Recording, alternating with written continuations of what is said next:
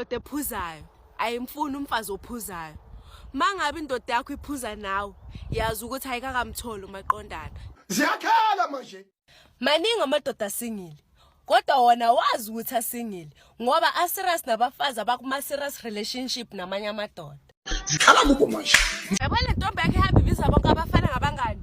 Ehamba ithi umngani wami lo bayalala. Nakho Noma ungaba indoda enemali engakanani. Kodwa uma uthola umuntu osifazana ongayisebenzisi ingqondo, uzohleza ubroke. Uyayiva ke ngokho.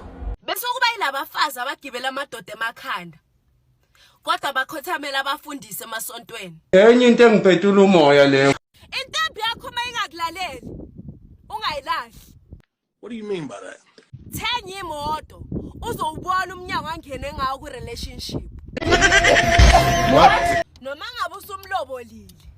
Kodwa mayike wavulela enye indoda amathanga. Miyeke. Papa yini?